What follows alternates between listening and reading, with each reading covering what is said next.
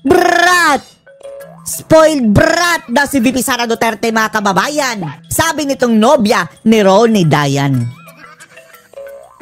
Si Laila Sabadilima, mga kababayan, na binansagan si Sara na Bratinella dahil nagpapa-importante daw, mga kababayan eh. Akala mo daw kung sino ang bida? To Lord. Kaya ang sabi ni Laila Saba, Bratinella, brat.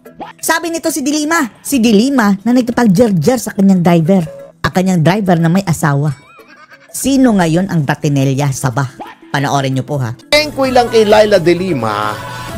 Laila Saba de Lima. Typical ng mga kakampwet. Kakampink. Oh, mga kababayan, no? Si Laila Saba de Lima, mga kababayan, bida-bida na sa Kongreso. Diyos ko, Lord. Nakikiuso hindi dahil sa prinsipyo. Feeling princess, mga kababayan, sa Kongreso. Kita mo ha? Sinabi niya yung proposal ng Office of the Vice President na pondo, i-slash nyo kasi hindi dumadating si Sara Duterte, hindi niya dinipensahan. Unang-una, mga kababayan, zero budget. And then sabi ni Saba, naawa ako sa mga tauhan. Gawin na lang natin 198 million. Hindi pinayagan, mga kababayan. Tapos, sige, sabi nila, 11 na lang natin last year, 700 million. Pumayag ang mga buhaya, mga kababayan. Kaya ang 900 million ni Sara, naging 700 na lang, mga kababayan. Yung kanyang pondo. Dahil spoiled brat! Sabi ni Saba, mga kababayan, spoiled brat daw si VP Sara. Si Saba, mga kababayan, na nakig-jer-jer, mga kababayan, sa kanyang driver. Lord. Sino ang mas spoiled brat dito? Yun bang pondo, yung budget ba ng Office of the President, may dumating ba from the Office of the President na yung head, mismong presidente? No, wala. Hindi dumating si BBM, mga kababayan, pati yung mga Supreme Court Justices. Nagpadala lang ng mga tao. Si VP Sara nagpadala, ayaw nilang tanggapin dahil gusto nila si Inday mismo dahil babastusin nila, mga kababayan, itong sinasaba. Para idepensa yun. Pwede namang mga tao niya dumipensa. May tao. Kaya mali, nililinlang na naman kayo ni Linlang. Laila de Lima nung sinasabi nilang wala daw dumating para depensahan yung pondo ng OVP. Dumating! May dumating, may pinadala si VP Inday, mga kababayan. For your information. Tapos sasabihan nilang, brat? Saba? Sino ang mas brat sa nakipag-jer-jer sa driver? Lord. Nakikipagsubuan ng Saba habang nagkakandungan, mga kababayan. Diyos ko, Lord. Yung mga kawani nung OVP. Gusto nyo si Sara para hiyain nyo na naman. Yung tao, nung in-schedule nyo na siya ay magdedepensa, lumindol, pumunta sa Cebu. Para magbigay ng relief goods. Uunahin ba naman kayo? Yun. Anday, nagpadala naman ng tauhan, mga kababayan, di ba? Kaya sa tingin natin yung pinalit dyan, mga kababayan, na si Bonji D. Tuta lang din yan ng mga kabangagan, mga kababayan, na tambalustos. Dahil, ginigipit, pumayag, mga kababayan, sa panggigipit kay Sara Duterte. Successful sinasaba, mga kababayan, sa pagtapyas sa pondo ng OVP. Ang OVP, mga kababayan, at sa tuwing may sakuna, sila pa ang nauuna. Tapos sila ang tatapyasan ng pondo, mga kababayan. Pondo ni Risa Hontiveros, sinatong, mga kababayan, 3 billion na pupunta sa mga mga kababayan, flood control, mayroon pa siyang mga mga kababayan, mga roads, Diyos ko, Lord. Kung ano-anong mga proyekto. 3 billion ang sinasabi niyang amendment dahil hindi daw insertion. Samantalang si VP Sara, 900 million na nga ang mga kababayan. Gagawin pang 700 million. Mas malaki pa ang pondo ng senador. Mga animal. Uunahin pa ba yung pagdepensa? Pero nagpadala ng tao. Madam Laila. Saba! Laylay! Lolokohan na naman tayo Pagka yung Supreme Court pa nagdedepensa ng budget, ay yung CJ, yung Chief Justice, kailangan pumunta rin. Hindi, di ba? Di ba? Hindi nga pinapunta yung mga Chief Justice. Court Administrator lang. Representative. Yung OVP, yung OP, Office of the President, pag nagdedepensa pa ng budget, pupunta yung Presidente? Of course not. Siyempre, yung tauhan lang niya, yung nakakaalam dun sa budget. Ngayon, yung ginawa mo, in-underscore mo lang Representative De Lima, the fact na kayo ay tipid na tipid sa OVP, samantalang nung yung mga unappropriated na dati, wala naman kayong ginawa. Binulsa lang? Hindi ibig sabihin, wala naman siyang partisipasyon doon. I agree. Okay. Wala namang kinalaman si Representative De Lima doon sa unprogrammed appropriations. Opo. Pero, kahit na mga kababayan, kahit na sa ngalan na napapaboran itong gusto nila sa mga kababayan, something fishy.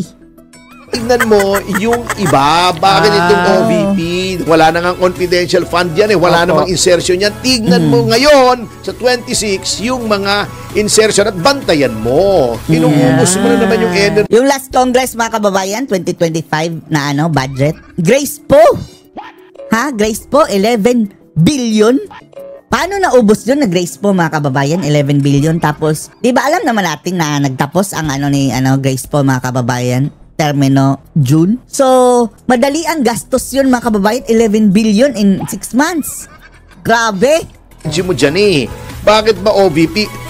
Pinakita nyo lang na kayo ay namumuliti. Graduate na si Grace po pag mga kababayan, di ba? After election, end of term na niya. 11 billion ang nasungkit niya mga kababayan. Samantalang si VP Sara Duterte, 700 million mga kababayan. Balak pa nilang kaltasan. Pa rin hanggang ngayon. Wala pa rin kayong pagbabago Wala pa rin kayong pagbabago. Wala pa rin hindi ka gusto mo mag-senador ulit Hindi na yan mananalong senador mga kababayan. Ang ginagawa ng mga reject mga kababayan, andun lahat sa Kongreso. Tingnan nyo ang mga ngipin mga kababayan dahil hindi ang kanilang pangalan ang nakataya mga kababayan sa halalan. Gagamit ng iba't ibang mga pangalan. ML, Mobile Lines. Mamamayang liberal. Pero alam mo, Senator De Lima, hindi na yan senador. Senator na, dating senador ka naman. Saba na yan. Walang naniwala na hindi ka guilty. No matter what the court said. Kasi nakalabas lang naman yan dahil lang mga kababayan. Biglang mayroong drama. Di ba? Na hostage daw si Saba. And then, si Bangag naman, ano gusto mo, Saba? Ano gusto mo? Binulungan si Bangag mga kababayan and then nakalaya later nung lumabang ka ulit na senador, natalo ka. Inidoro. At hanggang ngayon, walang naniniwalang hindi ka guilty. Pinressure mo lang, na-pressure lang yung mga tao na mag-recant. Alam ko yan. Sige, hamunin mo ko.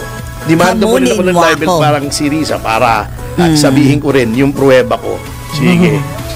Nasa akin lahat. Oh my anyway, God. Sige, ayan na naman tayo. And then, anong pang ginawa? Yung ICI, Saba, in spite of the calls, bilibog. Yung ICI, yung Independent Commission on Infrastructure, in spite of the calls na gawing transparent, ayaw pa rin bumigay. Gusto nila yung regular press briefing. Patay tayo dyan. Gusto ng tao ba? Isa pa yan mga kababayan, Isa pa yan. Kahapon mga kababayan, mayroong bagong state witness o / star witness ang ICI mga kababayan na itago na lang natin sa pangalan Tambaluslos. Anong kaululan na naman ito mga kababayan? Hugas kamay, Poncio Pilato, whitewashing ng Diyos ko Lord, Diyos ko Lord, Diyos ko Lord. Kasi ang nangyari, napo-frustrate ang taong bayan kasi tinigil nyo yung sa Blue Ribbon Committee. Biglang tinigil, hindi malaman kung bakit. Walang nung reason. papunta na kung saan-saan na ayaw mapuntahan ni Senator Lacson at ni SP Soto, magkatandem yan Magklasmate yata yan sa One Ball University. One Ball. Ang natutunan ni SP Soto sa One Ball yung pwedeng i-ignore ang Supreme Court decision. Pwedeng suwayin, sabi niya mga kababayan. Galing mismo sa bibig ni Soto. Ito na naman ni Senator Lacson yung may fugitive from injustice. Tingin mo may injustice sa'yo kahit wala pang sinasabi yung court, pwede ka magtago. Yan ang mga gusto niyang mangyari.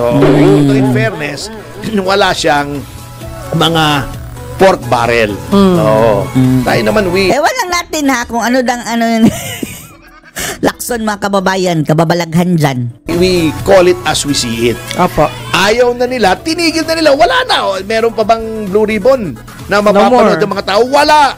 Kung hindi televised yung Blue Ribbon, hindi natin nalaman yung Ediskaya, tinuro yung mga congressmen. Tapos ngayon mga kababayan, wala na, final na daw. Sabi ni Tulpok Lobender mga kababayan Erwin. Tapos na ang flood control. Dito na tayo sa Farm to Market Road. Walang ni isang napanagot ng kababayan, walang ni isang nakulong, tapos na ang investigasyon. Natin nalaman yung mga mali-maleta kay Martin Romualdez at kay Saldico. Hindi sana tinamaan si Saldico o hindi sana nagtatago yun. Dapat po talaga nakikita ng taong bayan yan. It should be scrutinized by the people. Ang sabi pa sa interview ni mga kababayan ni Tambalustos, tutulungan ko sila na mahuli ang mga kurakot. Hindi siya natamaan ng kidlat doon mga kababayan. Matalino po yung tao Nadi-discern nila kung ano yung BS at ano yung totoo. BS at alam nila, kamote yung ginawa ni Senator Lacson. At sinasabi nila kung hindi nyo pinalitan si Senator Marcoleta, maaring marami na tayong nalaman. Tsaka na-recall. Malamang kulong na si Bangag ngayon mga kababayan. Napunta na doon kay Bangag. Oo, ICI pa. ICI, tago. Ayaw mag-televise. May mga pipiliin lang daw sila. Unfair naman yan. Kaya, pagkatapos, sinasabi pa nitong Malacanang, number 1, wag daw pakialaman muna ng ombudsman. Pwede mo bang utusan ng ombudsman? Alam nyo, nabubuking kayo sa sarili nyong bibig para kayong isda nahuhuli sa bibig. Parang pusa mga kababayan na kagat-kagat ng isda. Huli sa bunganga. Tapos, hinakaw yung isda. Ayan na. Kagat-kagat na niya mga kababayan. Tapos, deny pa rin. Parang binuking mo na rin ang ombudsman na naiutusan ng Malacanang. Kasi parang inuutusan mo yung ombudsman Di ba? Independent dapat yon. Although alam naman nating lahat na hindi independent. Paano maging independent yun? Kung hindi nyo binraso, hindi si Remulla ang ombudsman. Alam ng mga tao yan. Baka akala nyo. Hindi alam, ha? Okay lang. It will come back to haunt you in 2028. Pangalawa, bakit ang Malacanang ang nagdedepensa sa former speaker? Yung sinasabi nilang Martin Romualdez is presumed innocent, hindi nyo na po kailangan sabihin yun na sa konstitusyon na yun. Presumed innocent? Ayaw nyong si Martin Romualdez mismo magsabing, may presumption of innocence ako. Bakit kayo? Kayo na ba abogado ni Martin ngayon? Kayo Sila na ang abogado ni Martin Romualdez. Ngayon, yung mga appointee nyo, katulad niyan, si Hosaka, ay yung spokesman. Tao naman yan ni Executive Secretary Bersamin. Alam naman nating lahat yan di ba? Yung ipinalit nyo kay Magalong, di ba mga tao nyo lahat yan? Tao nila lahat. Lokohan na naman mga kababayan. Reyes, okay. Dating judiciarian. Let's give him all the benefit of the doubt. Yung mga accountant, syempre mga accountants yan, malalaking mga accounting firms. Hindi niyan sisirain ang pangalan nila. Pero, they are only as good as the information fed to them. At bakit yung DPWH Secretary ang naging field investigator? Hindi naman meron na kayong General Azurin. But siya pa rin ang nag-feed sa inyo ng information to a certain extent. Hindi na i-slant. Yun ang mabigat yan Wala. Nabibend. Alam nyo, wala nang nag-expect na yung independent commission na yan ay independent. Wala na yan. Pagkatapos, eto pa. Tumaas na naman ang kuryente! Akala natin ang rating ni Bangag, Diyos ko Lord. Lokohan. Kuryente pala. Sa harap ng katakot-takot na problema. Anong sabi ni BBM nung naglindol mga kababayan? Ang mahirap daw kumpunihin ay yung mga kuryente dahil kailangan pa daw ipagdugtong-dugtong ang mga alambre. Bangag talaga. Bangag! Kailan ka gagamit ng alambre sa kuryente, animal? Gamitin mo yan, makuryente ka. Tumaas ang kuryente, ito, nandito, tataas din ang alambre gagamitin niya mga kababayan sa pag-connect sa kuryente. Mga produktong petrolyo. Sus Mariosep! Sus Mariosep! This month na, tataas. Yan. At ang adjustment na ito ay nangangahulugang magkakaroon ng average increase ng 47 pesos. Nako. Bad news na naman yan, mga kababayan. Move tayo sa ibang topic, ha? Dahil pangit na itong mga topic na pahirap na naman sa bayan, mga kababayan eh. Dito na lang tayo kung anong update ito si Attorney Harry Roque. Power 3. Papalayasin na po natin lahat ng korap sa DPWH, sa Malacanang, sa Kongreso, sa Senado. Galit na po ang taong bayan at pinararamdam na ngayon ang galit ng taong bayan. Sa Luneta, sa EDSA, sa Gate 4 ng Aguinaldo, lahat po ang mga Pilipino, lumabas na po kayo. Pinaglalaban na po natin ang ating kinabukasan. Wala na po mangyayari sa Pilipinas kung patuloy ang sistema ng korupsyon sa pamumuno ni Marcos Jr., ni Tambaluslos at ng mga congressman at senatong na mga walang silbi kung hindi magnakaw na magnakaw. Magalit na po tayo dahil pag tayo hindi pa nagalit, naku po, wala pong pagbabago sa ating lipunan. At talagang kawawang-kawawa na po ang ating mga kabataan. Yung mga nandyan na po sa rally sa Luneta, yung mga nandyan sa rally sa Menjola, nako, maraming salamat po sa inyong kabayanihan, ha? Manindigan po tayo, paglaban natin ng karapatan. Tama na po, sobra na po. Labas na po tayo sa lansangan. Tama na po yung ating pa-video-video, pa-Facebook. Kinakailangan po, nandun na tayo sa lansangan at ipakita natin ang sama-sama nating lakas at disgusto sa mga kurakot sa lipunan. Kinakailangan isuka na po yung sistema ng korupsyon dahil wala po mangyayari sa ating mga kababayan kung talagang lahat ng pondo ng bayan linalamo ng mga buwaya. Kaya lahat po tayo ngayon dapat lumabas na sa lansangan. Hindi na po tayo po pwedeng magmiron, hindi na po tayo po pwedeng manahimik. Kinakailangan manindigan na po para sa mabuting buhay ng mga kababayan natin. Nagpapasalamat po ako sa ating mga kababayan na ngayon po ay talagang sinusugal ang kanilang buhay para sa kinabukasan ng Pilipinas. Nako po, hindi kayo makakalimutan ng kasaysayan. Nung 2 beses na po tayo lumabas sa lansangan, ito po ay 3 beses na natuto na po tayo ng leksyon. Hindi na po natin sila papayagan na makalayas at magkaroon na naman ng kalayaan para iulit na naman ang kanilang mga kabalastugan.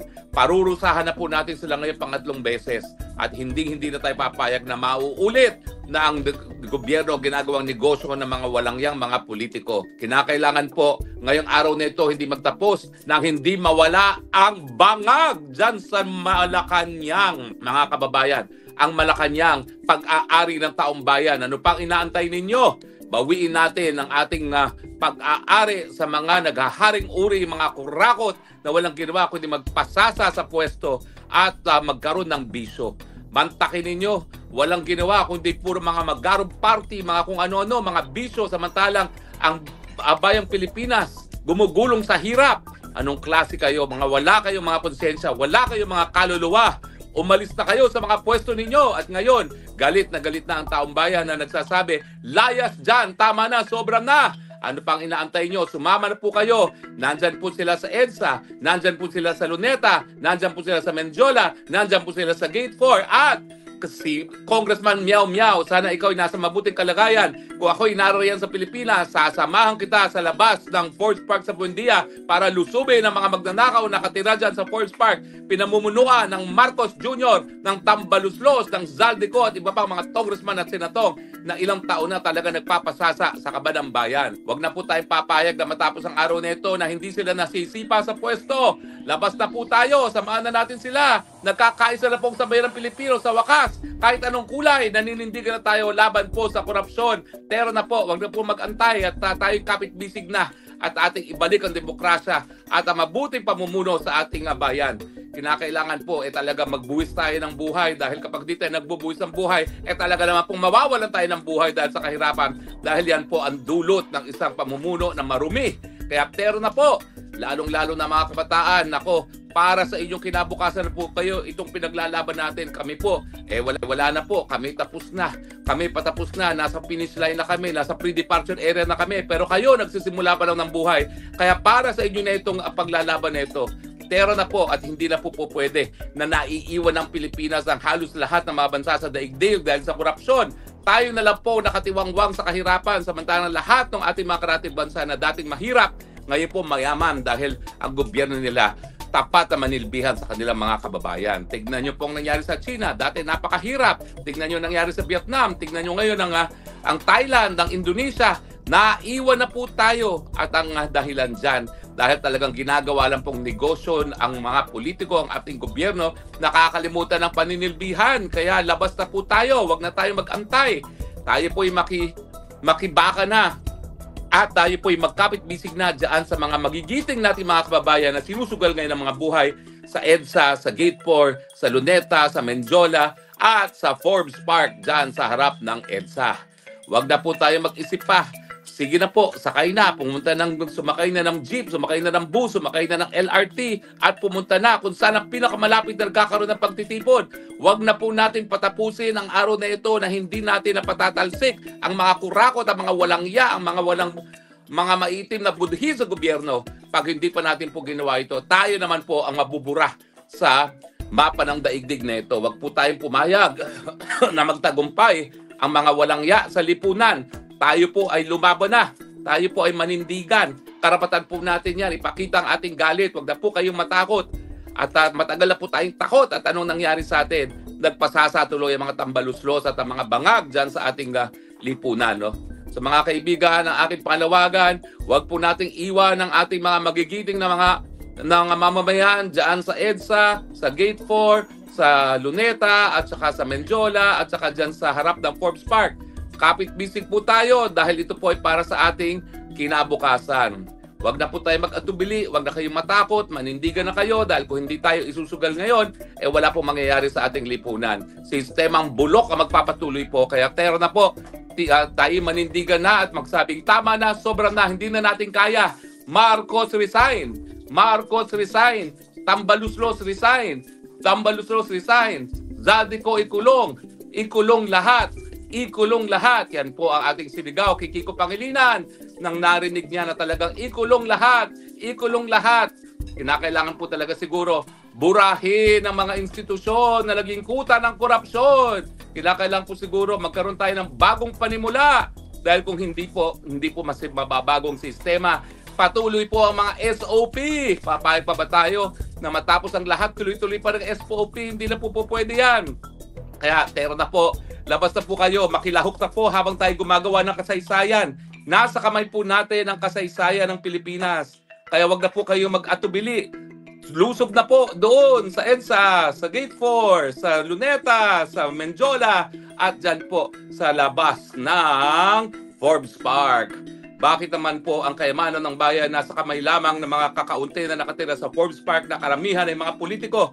Saan nyo kinuha ang mga kayamanan nyo kung hindi din sa kaba ng taong bayan? Mga walang ya, mga walang utang na loob, mga maitim ang budhi. Kaya ngayon po mga taong bayan, mga kababayan, ipakita natin ang galit natin. Lumabas tayo ngayon sa lansangan at sabihin natin, nagkamali kayo. Akala nyo mga Pilipino pasensyoso, pero meron ding hangganan ng pasensya ng taong bayan. At ngayon po, ayaw na namin sa sistemang bulok, ayaw na namin sa mga korap. At ngayon, naninindigan kami, alis dyan mga walang ya, mga buwaya. Wala na kayong karapatan manatili sa kapangyarihan dahil kaming mga soberenyang taong bayan, kami na ngayon ang masusunod at nagsasabi, ayaw na namin sa mga korap, ayaw na namin sa mga bangag, ayaw na namin sa mga palpak. At ngayon po, kami na ang magkakaroon. Ginagawa na po namin ang aming kapangyarihan bilang soberenya para sabihin, sisante na kayong lahat ng mga walang silbing mga magnanakaw sa gobyerno. Alis na kayo dyan. Nako, kung ayaw nyo pang kayo mga tagtad, umalis na kayo ng kusa dyan. Mga kababayan, konti na lang po, magtatagumpay na tayo. Hindi ko akalain ganitong katapang ang mga Pilipino. Hindi ko akalain ganito ng kagalit ang mga Pilipino. Pero mabuti naman po, napuno na ang salop at ngayon po ay talagang sumisigaw na isang boses. Tama na, sobra na. Tero na po sa EDSA, tero na po sa Gate 4 ng Ginaldo, tero na po sa Forbes Park, tero na po sa Luneta, tero na po sa Menjola. At ipakita natin na hindi na tayo papayag na talagang lumutang na naman sa baha ng korupsyon at tayo po ay sawang-sawa na palagi na lang tayong lumalangoy sa tubig baha samantalang nagpapasasa sa marangyang buhay ang mga walangyang magnanakaw sa gobyerno. Maggalit na po kayo dahil pag hindi kayo nagalit, patuloy po itong sistemang ito. Patuloy na mahirap ay magiging mas mahirap pa at ang mga mayaman, patuloy na magiging mas mayaman. Pero na po, wag na kayo mag-antay, wag na kayo mag-atubili. Makiisa na po. Gumawa na tayo ng kasaysayan. Gumawa tayo ng Pilipinas na ang lahat ay tataas ang antas ng kabuhayan. ipatupad na natin ang mga nasimulan na natin sa administrasyon ni Pangulong Duterte. Libreng gamot at paggamot at wala nang dapat mahirap na namamatay lamang dahil sa kahirapan. Libreng irigasyon, libreng wifi, libreng edukasyon, lahat po yan maibibigay natin sa ating mga kababayan kung matitigil ang sistema ng korupsyon. 6 na trilyon na po ang ating pantaonang budget, hindi na po tayo mahirap. Dapat wala na pong nagugutom sa Pilipinas. Yang laki ng mga ayuda na pinamimigay natin na hundreds of billions, kung yan po'y nakakarating sa taong bayan, wala na dapat nagugutom. Pero ang katunayan, napakalaking lumalabas sa perang ayuda, napupunta rin sa bulsa ni Congressman at ni Senatong. Mga walang iya kayo, kumpara na sa mga mahihirap, pinagsamantalahan nyo pa. Hindi na ba kayo natakot sa karma? Hindi na ba kayo natakot sa pag kayo'y pumanaw, sasabihin ni San Pedro, napakawalang yamo naman dahil pati pa yung para sa mga mahihirap, linapa mo pa. Kaya mga kababayan, eto na po, ngayon na po ang ating pagkakataon. Tayo maghusga na. Ayaw na natin, sobra na, tigil na rin ang korupsyon na yan. Layas na kayo sa mga pwesto. Tayo makiisa na. Punta na po sa EDSA, punta sa Mendiola, punta po sa Gate 4 ng Aguinaldo. Punta po kayo sa labas ng Forest Park. Punta po kayo ngayon doon sa Mendiola. At yung ating mga kababayan, talaga namang pong ang Malacanang public property. So, yan pong ilagay nyo sa isipan. Tayo pong may-ari ng Malacanang, hindi po mga naghaharing uri, hindi po yung mga nangungurakot ng limpak-limpak ng salapi ng taong bayan. Taong bayan ang may-ari ng Malacanang, taong bayan may-ari ng Senado, taong bayan ang may-ari ng Kongreso at hindi yung mga buwaya na nananatili dyan sa mga lugar na yan. So, kapit-bisig na po tayo, sama-sama na po tayo, tayo po'y gumawa na ng kasaysayan. Isigaw na natin, tama na, sobra na. People power na tayo dahil gusto na natin ng pagbabago. Laban na po tayo, tama na po yan, tama na po yung pagpapasensya. Sobra-sobra na pong pasensya ang pinakita natin. Ilabas na natin ang galit po, karapatan po natin yan na marinig. Huwag na po kayo mag-atubili. At sama-sama naman po tayo makakapagkakaroon ng bagong sistema kung saan ang pondo ng gobyerno napupunta sa mga gutom, napupunta sa mga walang tahanan, napupunta sa mga walang hindi makapag-aral. Yan po ang dapat na ginagamit ang pondo ng bayan, hindi para payamanin lamang ang mga walang yan, mga buwaya sa gobyerno. So, tero na po, labas na po kayo ng inyong mga tahanan, itigil na po yung pagko-comment sa mga Facebook, kinakailangan makiisa na kayo at iparating ang mensahe. Hindi nyo na malililang ang taong bayan, hindi nyo na mauto ang taong bayan. Aming pera yang ninanakaw ninyo, aming pera yang pinagpapasasaan ninyo, at kami pikang-pika na. Tama na, sobra na itong linggo, October 12, 2025, naghusgang taong bayan. Tama na, sobra na, alis na kayo dyan. Taong bayan na ngayon na nagsasabi, sawang-sawa na kami sa sistemang bulok at kami magkakaroon ng bagong sistema kung saan ang pondo ng bayan pakikinabangan na ng ordinaryong mga mamamayan. O nakalabas na ba kayo ng mga bahay? Kailangan po, makiisa na kayo, ha? Hindi naman po pwede yung ilan lang sa atin ang isusugal ang kanilang mga buhay. Talaga naman po kinabukasan natin ang pinaglalaban natin dito. Kaya please lang po, labas na po kayo, makiisa na po kayo. Gawin na nating realidad ang people power tree sa Pilipinas. At hari nawa, sana po ito maging mapayapa. Bagamat ang nakikita ko ngayon sa internet, gumagamit na po ng sobrang dahasang kapulisan dahil alam nila bilang ng oras itong administrasyon nito.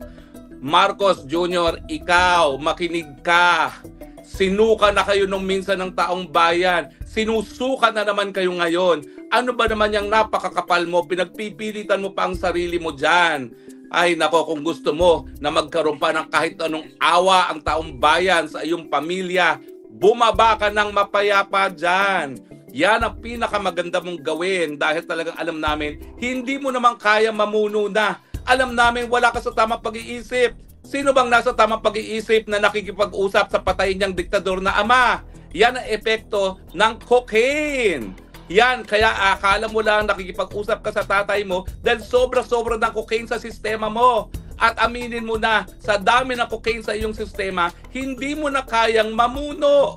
Kaya please lang, kung gusto mo pa talagang magkaroon ng mabuting pangalan ng iyong pamilya, kung ano pang natitirang kabutihang pangalan na yan, magbitiw ka na ng kusa nang sa ganon, magkaroon tayong mapayapang pagpapalit ng sistema at hindi maging magdugo. Pwede naman yan. Ano pa bang gusto mo? Napagbigyan ka na, 3 taon na para ayusin ang imahe ng iyong pamilya. Napakapalpak ng iyong pagpamumuno dahil nga ikaw ay may bisyo. Dahil ikaw nga ay talagang walang kontrol sa gobyerno. Hinayaan mo magharing uri ang iyong pinsan na tambaluslos at iyong asawa.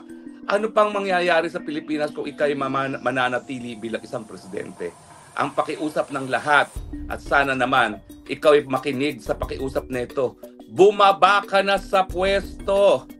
Baka mapatawad pa kayo ng sambayanang Pilipino kung kayo'y bababa na sa pwesto. Huwag ka nang kumapit sa kapangyarihan na parang tuko dahil sinusuka ka ng taong bayan. Ano pa bang gusto mo? Ngayon, now more than ever, pinakamatinding pagkagutom. Now more than ever, pinakamasamang performance ng stock exchange. Now more than ever, namamalipit na sa hirap ang mga kababayan natin. Now more than ever, napakaraming mga dilubyo na hindi mo alam ang gagawin. Ibigay mo na ang pamumuno sa isang tao naman na nasa tamang pag-iisip ng sa ganun, magbigyan naman ng tulong naman ang nangangailangan, yung mga biktima ng bagyo at pagbaha, yung mga biktima ng lindol. Maawa ka naman sa kanila dahil talagang pinatunayan mo na wala ka ng silbi sa kanila dahil ikaw'y wala sa tamang pag-iisip. Bumaba ka na sa pwesto. Yan ang panawagan ng lahat. At mga kababayan, kung hindi didinggin ng Marcos Jr. ang ating panawagan na bumaba, ay kinakailangan sisantihin na natin ang presidente. Kapangyarihan po natin yan bilang soberenyang bayan. Sa demokrasya, meron po tayong kapangyarihan magsisante ng mga taong hinalal, pero napatunayan ng hindi kakayanin ang mga kinakailangan sa kanilang katungkulan. So ating pong desisyon ngayon, i-dismiss from service ang ating presidente kung hindi siya kusang magbibitiw. So sana nga, pakinggan na tayo ni Marcos Jr. Buluntado ka na magbitiw. Dahil kung hindi, talaga mararamdaman mo ang hagupit ng taong bayan, bungad na rin sa paghihirap, kagutuman ng taong bayan. Bumaba ka na kung ayaw mo matikman ang galit ng sambayanang Pilipino. At ngayong araw po, Oktubre 12, 2025, pinapakita na ng taong bayan ng galit sa muli. Ang nangyayari po sa lansangan ng Pilipinas, balik po tayo ng 86, kung saan talagang nagsasabi tayo, tama na, sobra na, minsan na nating sinipa ang isang Marcos, sisipain na naman natin ngayon ang isang Marcos.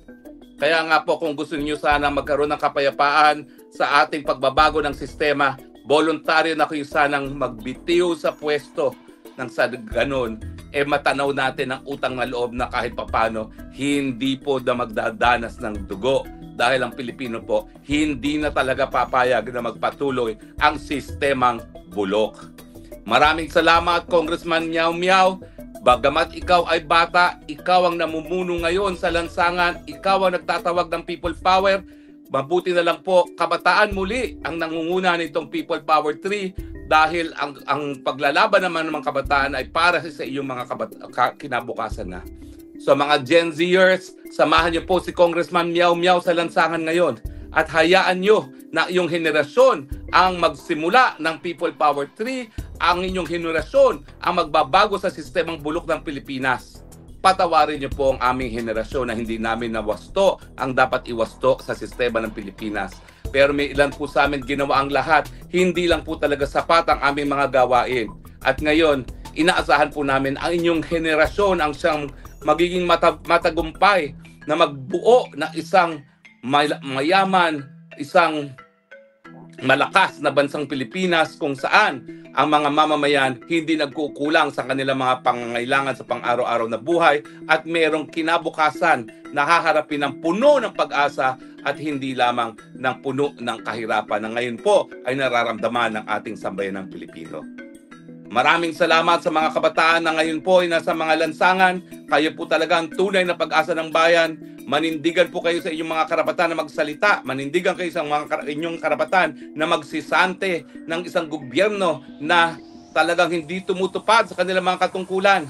Sama-sama po nating simulan ng bagong bukang buhay para sa Pilipinas. Tama na po, sobra na po. Sumama na po kayo. EDSA, Gate 4, Mendiola, Luneta, Forbes Park. Makiisa na po at magsabing tama na, sobra na.